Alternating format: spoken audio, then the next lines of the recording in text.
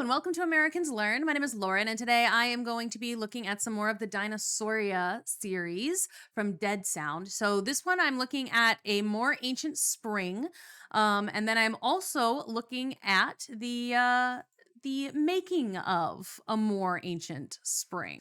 I haven't watched the behind the scenes yet of the second one from the series, but people have been asking about Dinosaura, so I'm gonna just do these two videos kind of together in one. So we're watching the animated short and the making of in the same video. I mean, I was going through like a serious dinosaur thing for a minute, and then I kind of stopped. It kind of fell off. So let's go back. Let's get back into some paleontology and some dinosaur stuff because this is fun. Let's begin.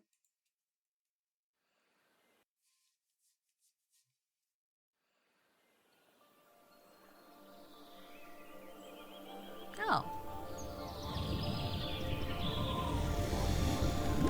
Oh, that's cool. Already the slow colorization of everything.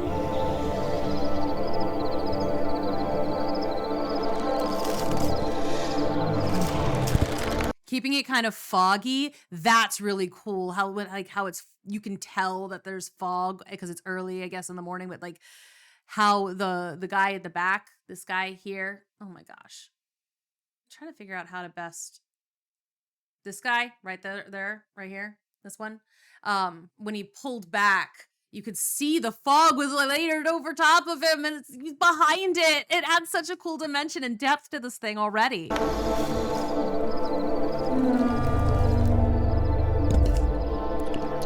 Aw, cute.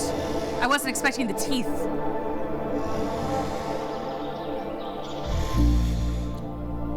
Ah, he woke up.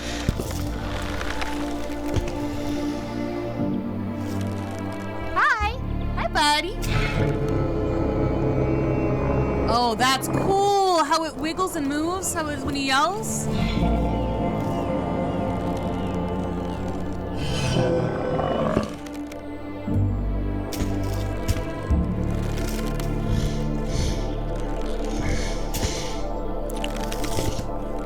Rock.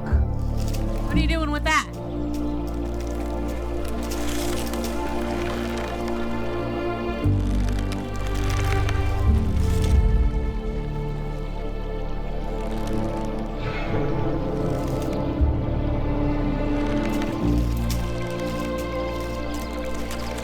Okay.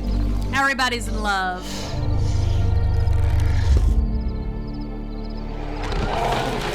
Uh-oh. Hey, what was that?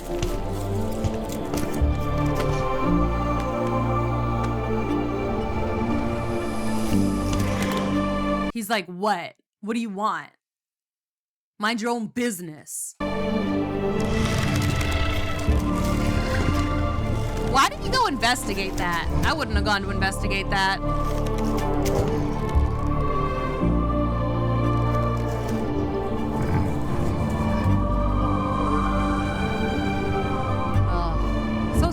Blood trail leading away.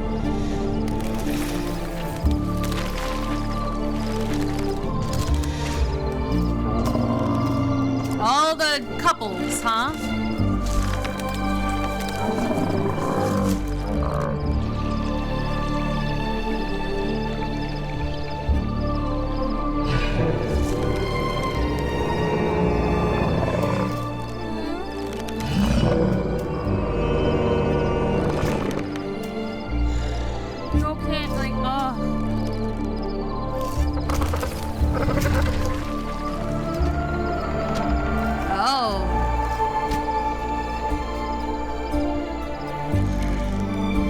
Like, hey, I brought you a present. Even the Tyrannosauruses get some get some love.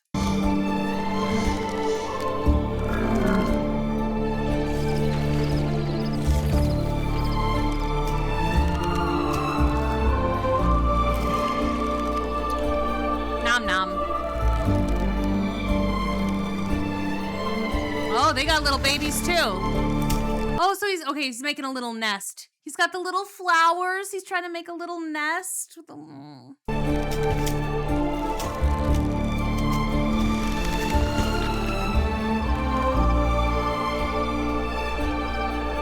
Oh, that's cool. The shifting of time going by.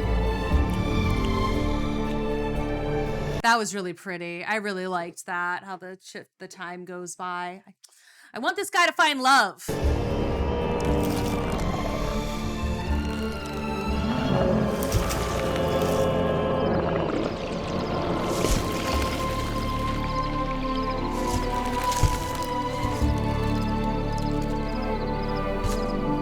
What you doing, bud?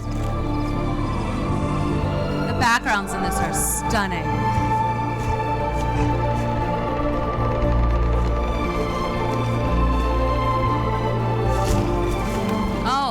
There's that dead one from earlier.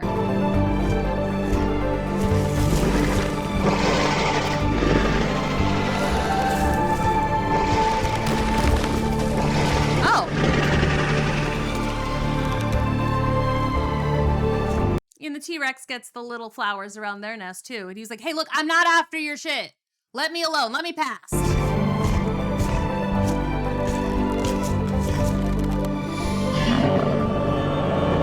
Oh, he heard somebody looking for a mate, huh?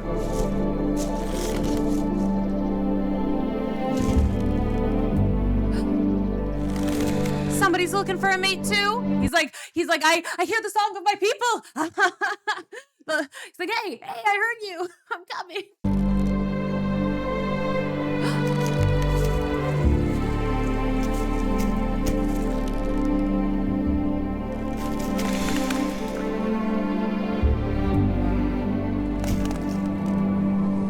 Okay.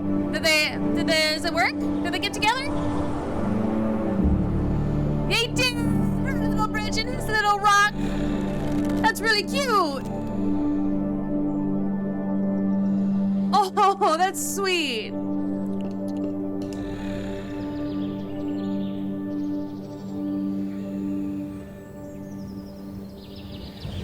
Aww. He's like, I like trundled by a T-Rex for you.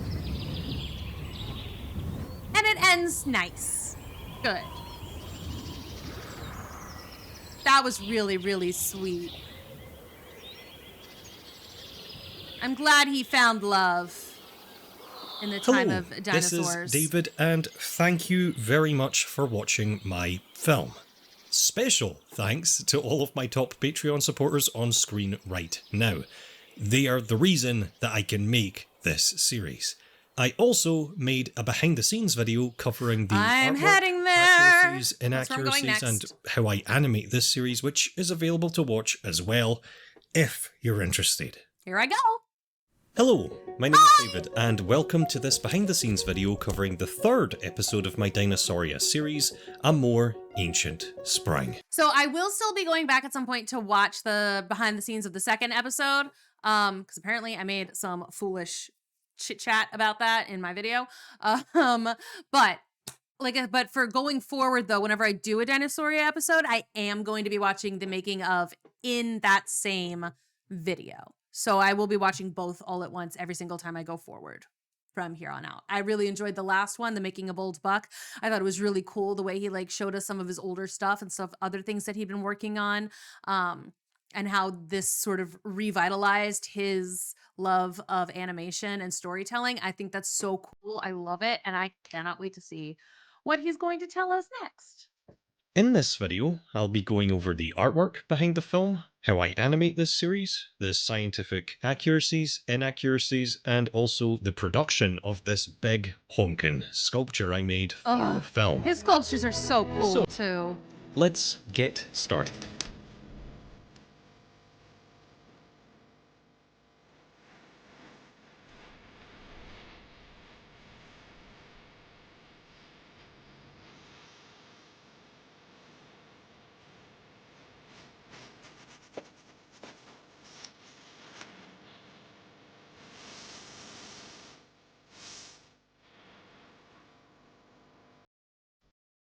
When I started this Dinosaura series, a more ancient spring was one of the first ideas I came up with. Aw. I actually started work on this film about 2 weeks after starting Old Buck, Oh. all the way back in January. Wow. I have been working on this film on and off for 11 months, and it went through a very tough production. As you can see, some of the early work on this project looks a whole lot different from the final product. I like that he still used like some of that fog aspect though. Like he just sort of reversed where it was. But I like that I like it when you can see the bones of where things started versus where they ended up. And again, that's so cool how he wiggles. The name of this film, A More Ancient Spring, is a reference to what is widely regarded as the first properly recognised piece of paleo art.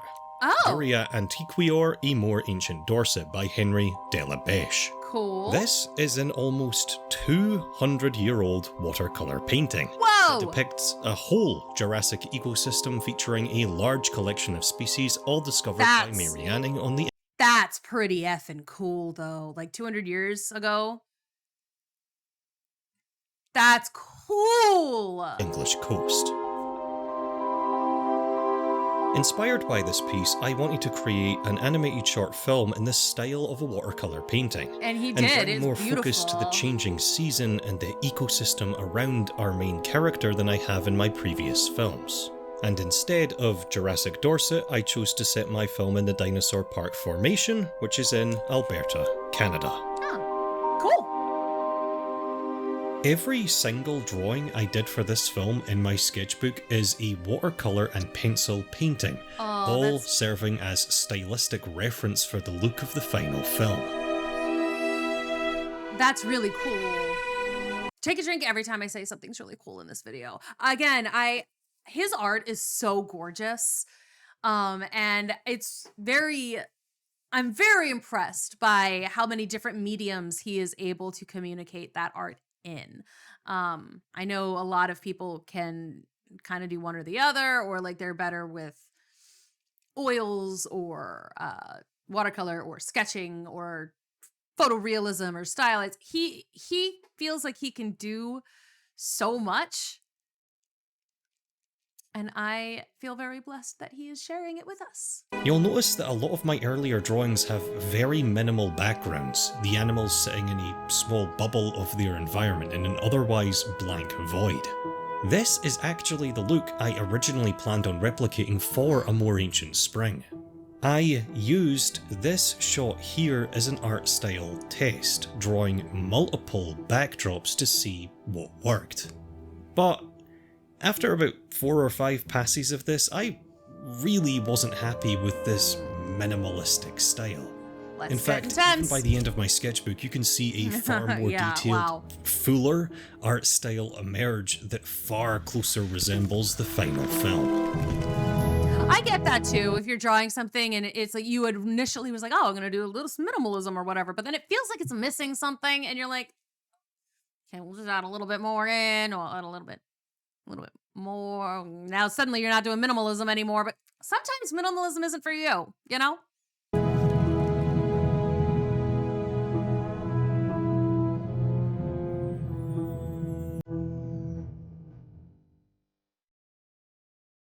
I have been making large clay sculptures for each of the films in my Dinosaura series, and for this film I decided to sculpt a father Lambeosaurus looking over his nest. Bye.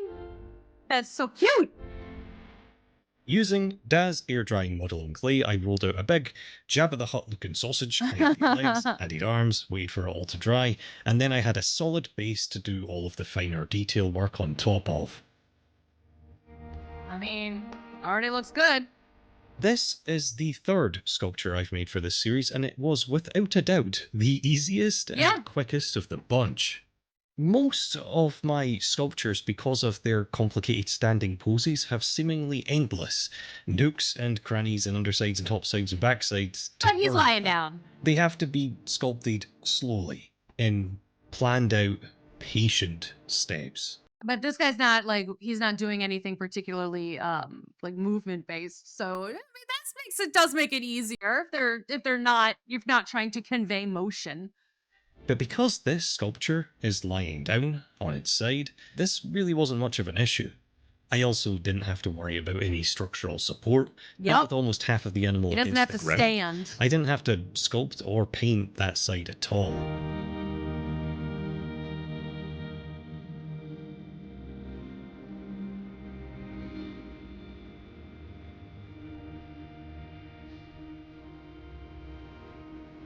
This final one, it keeps spinning around. I really So like the cute. look of I this like it too. Lambeosaurus sculpture. I love that a lot. It looks like springtime to me. I'll And give you I think it's $200 for it. a wonderfully serene piece. I think that the color scheme from the animated short film has translated particularly well into sculpture form. That gradient from green to brown Yeah, to orange wow. to grey blue is captured pretty Good perfectly. job. Here is my finished Lambeosaurus sculpture next to my Troodon mother and my alpha male Styracosaurus. Yeah. Filling out this sculpture family has been one of my favourite parts working on this Dinosauria See, I can't wait to go back and watch that making of for the other one because that is a really cool little bird guy. project, and I think they're all looking pretty fantastic together so far. Agreed.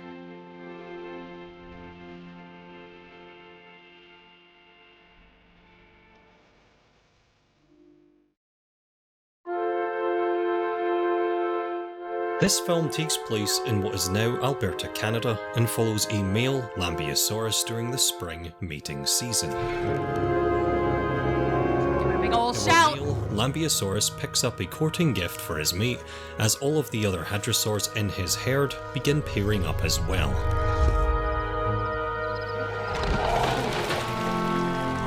Before he can reach his mate though, she is killed and dragged away by a Gorgosaurus. Now he See, I wasn't sure in the initial thing was that his actual mate or is that just the one that he was hoping to become his mate? Because obviously there was a connection. I didn't miss that, but I was like, wait, I thought it was sort of like the penguin pebble thing where it's like he was hoping to gain her affection. But then she died before he could. falls endlessly into the night, the last Lambeosaurus in his herd. All the other creatures in the ecosystem are pairing up in their own unique ways. Even the supposedly villainous Gorgosaurus made the kill to court a mate of its own. As the spring season reaches its end, our lonely Lambeosaurus is on the edge of giving up, until miraculously he finally hears a reply to all of his calls. Forgetting his gift, he plunges into the foggy unknown. See, and that's why I was also thinking, like, when I saw the predator, I thought that maybe he was hoping to save somebody, like it took me a second to clock that it was a mating call, until he brushed past until he moved past the Gorgosaurus, I guess, who I called a T-Rex like 4 times. It's fine. Until he brushed past them. That's when I kind of realized that it was a mating call, not a distress call. I thought that's why he left the gift. I thought he left the gift because he was trying to save somebody. In search for this other lost soul. He confronts and conquers one of the very predators that took his first mate and triumphantly emerges on the other side. And on the other side is another herd of hadrosaurs and another lonely Lambeosaurus, who is bearing a courting gift.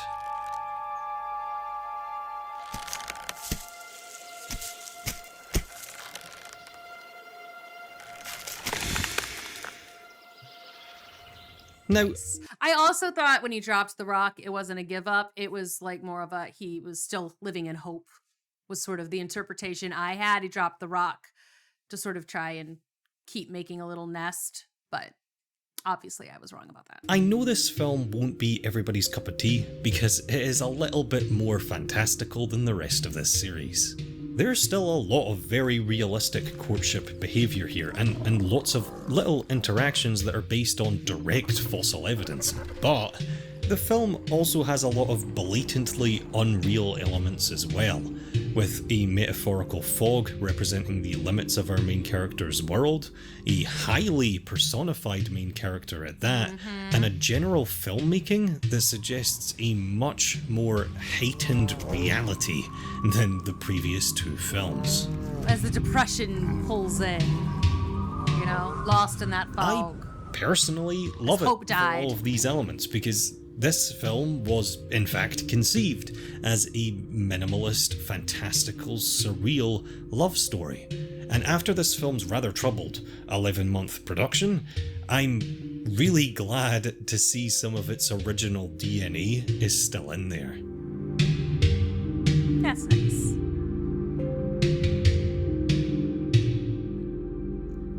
My animation process for these films is split in half. I have the 3D animation work and the 2D animation work. All of the complicated characters and most of the animation itself is 3D animation, and it's done in Blender. These are three-dimensional models that are rigged and animated in 3D, but textured to look as two-dimensional as possible. Once a shot looks something like this, I then move on to the second half of my animation process, the 2D work that's done in Photoshop. This entails drawing so all pretty. of the static 2D background and foreground elements, as well as whatever extra 2D animated elements are required for this scene. The 3D half of this film was relatively straightforward. I've done this before, but the 2D half is what I want to talk about here. Excellent. These Let's go. are easily the most colourful and varied and detailed backdrops I've there's ever a lot made for going an animation.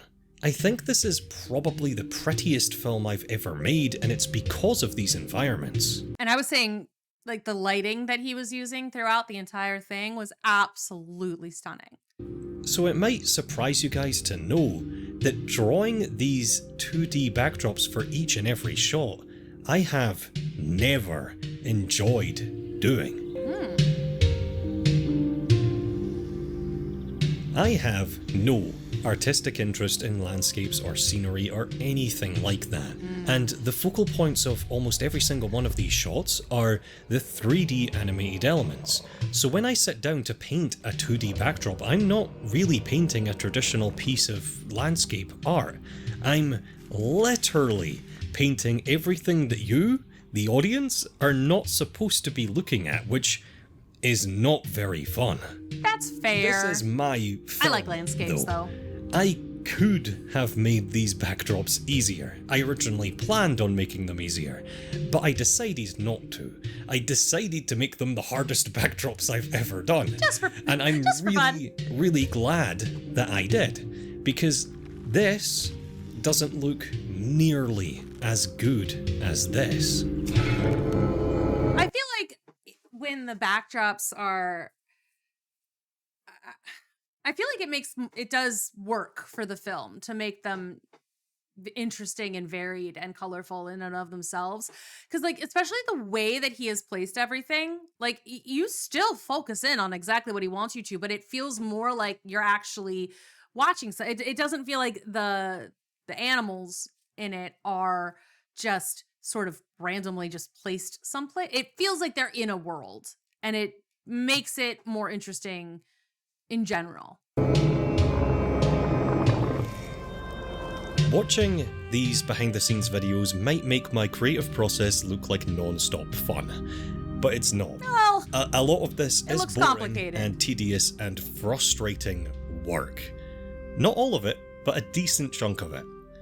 But my point is that's inevitable, and the work is almost always worth the effort in the end.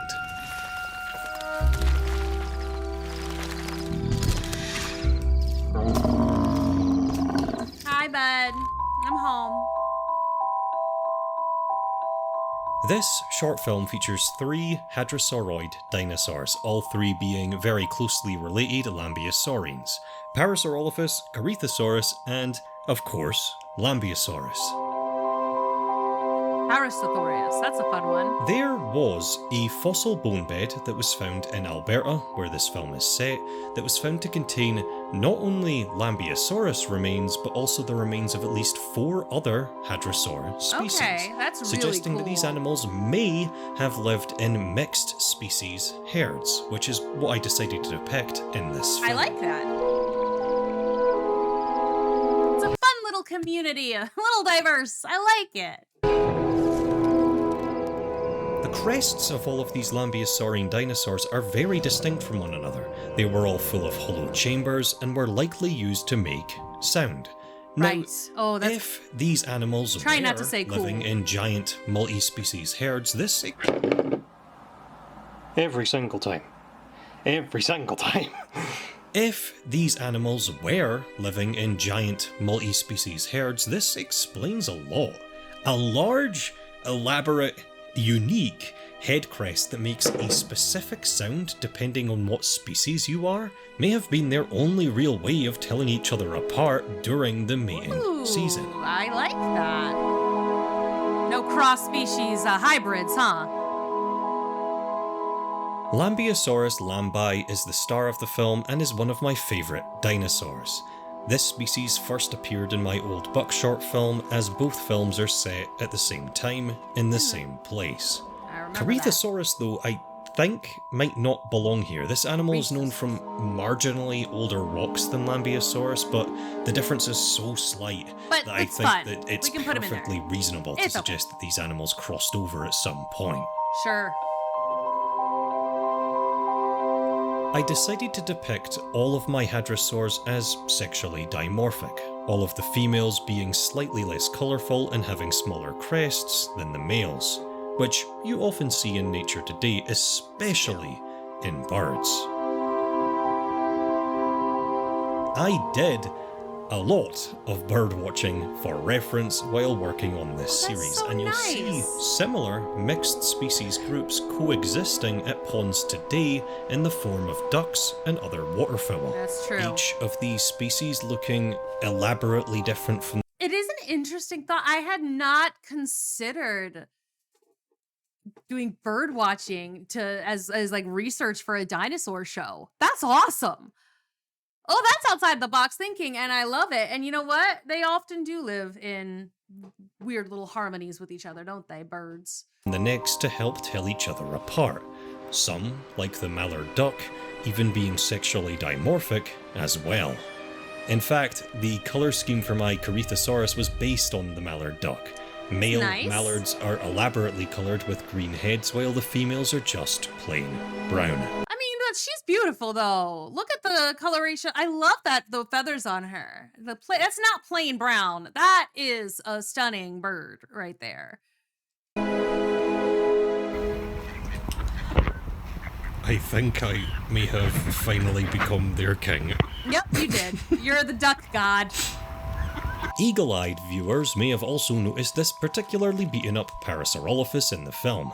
This particular animal is based on the holotype specimen of Parasaurolophus walkeri, ROM768, who had a bunch of injuries including some broken ribs and a broken, heavily dented spine, which was likely due to a tree falling on him. Ah, An injury that this animal survived whoa, from and just lived with.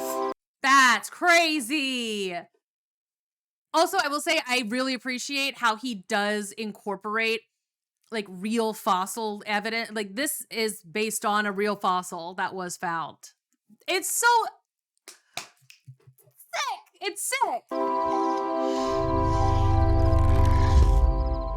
Sound likely played a very large part in these animals' lives, and it certainly plays a big part in this film.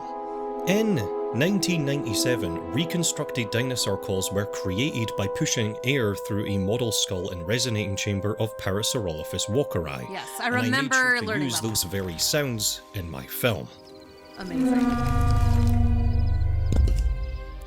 But I had to create all of the other sounds myself. The calls... But you do have, but when you have like a thing to go off of, that gets easier, right? I would assume.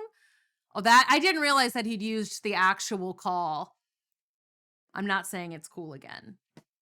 You can't make me. Lambeosaurus make were created using mostly my own voice. First, I recorded one of these. Then I recorded a deeper one of these.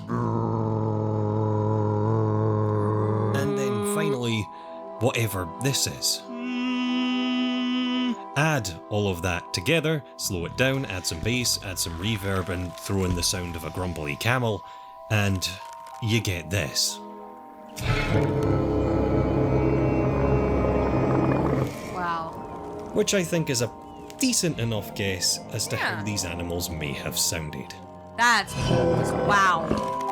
The fact that he did it himself with his own voice acting. The last few animals featured in the film are Chasmosaurus, Euoplocephalus, and Gorgosaurus.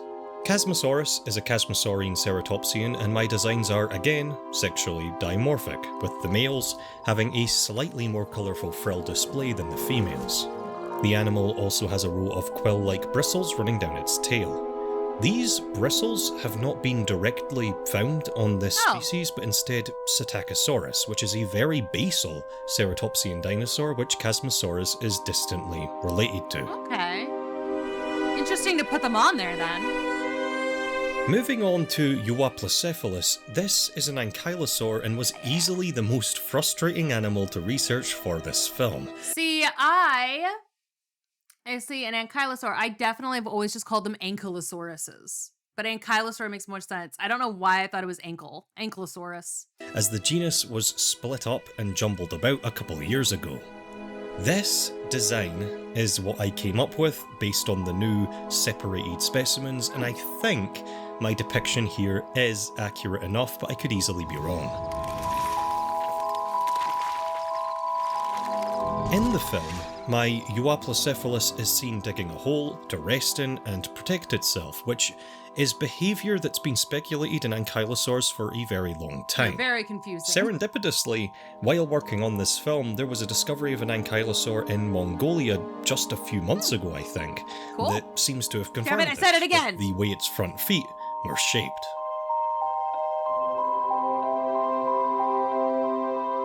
And finally, we have the Tyrannosaur, Gorgosaurus liberatus. I mean, I did call it a T-Rex, but, you know, maybe I wasn't fully wrong then.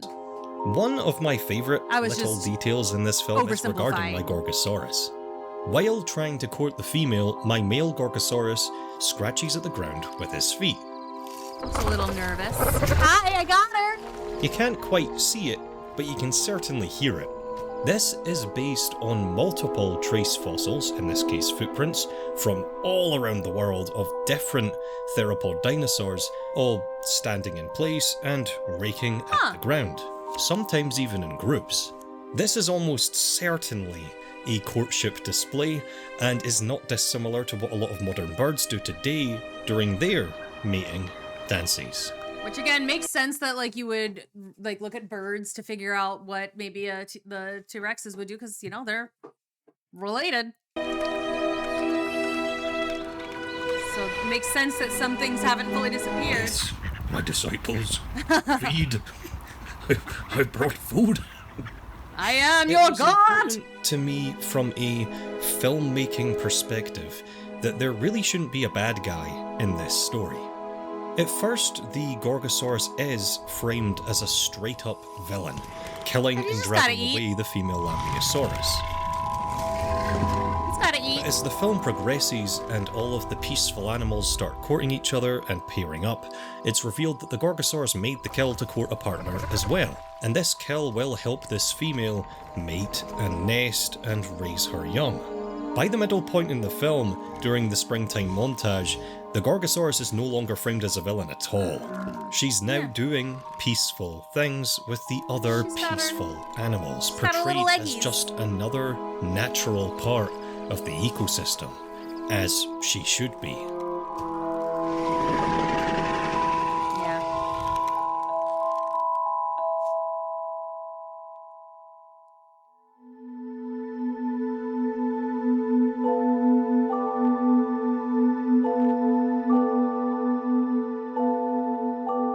A More Ancient Spring has been the toughest film so far out of the entire series.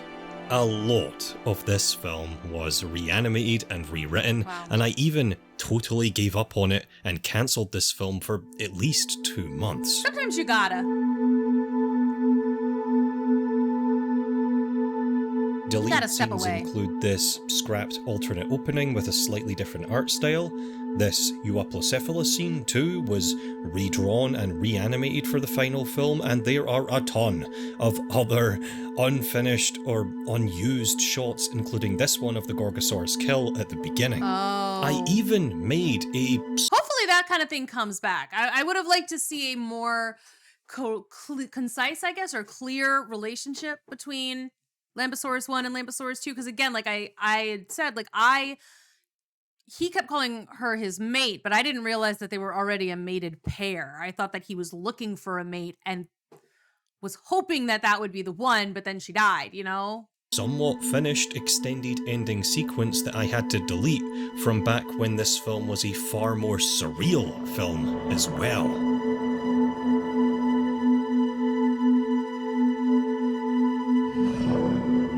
Oh, that's cool. That was cool though, how it like fades out and then he does his echolocation thing and it pops out. That like it clears up again. That's interesting. One of my animated short films goes through changes. They all have deleted scenes and unused shots and test animation, but rarely of this scale. The film certainly has a bunch of scientific inaccuracies too. These cat-like postures of my hadrosaurs are anatomically improbable. Yeah. There's grass everywhere, which may or may not be accurate. And I don't think that a Lambeosaurus pair would still be up for mating after so much springtime has passed that some of the other animals in the area are already laying their eggs. Yeah, that's fair, but these scientific inaccuracies are in a short film that was conceived as an abstract, bittersweet love story about a lonely and lustful horse lizard who flees from his home, faces his biggest fears, and triumphantly finds true love on the other side. So, do inaccuracies really matter at that point? No, it's a good story. This film took 11 months to make, but that's because it didn't have my constant attention. I've been working on all 5 of the Dinosaura films at once. When this film got too stressful, I would take a break from it and work on one of the other, smoother films in the series for a few weeks, which is why it took so long. A More Ancient Spring should be an absolute mess, but I really don't think it is. Yeah, I don't think so either. I am quite surprised at just how tonally consistent this all ended up being. I actually like this film quite a lot. I think it's gorgeous and immersive and serene, but bittersweet as well. After going through a lot of changes, I don't think I would change anything else in this film if I had the chance. I think it's finally done. It's beautiful. Thankfully, the next film in this Dinosaura series, at least so far, it's obviously not finished yet, has been a far simpler affair. Well, I can't wait to get to it. That's next. Ooh, sharks. Nice. If you guys want to read through the sketchbook I've been showing off in this video, you can.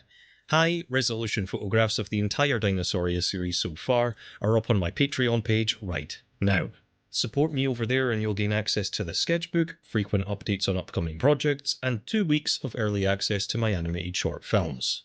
It's also by far the best way you can support this Dinosaura series as well. Thank you all so much for watching. But it is the end of the video now, and that means that I have to leave my house again and record some B-roll for the outro. It's actually starting to get really dark outside now, so I really better hurry.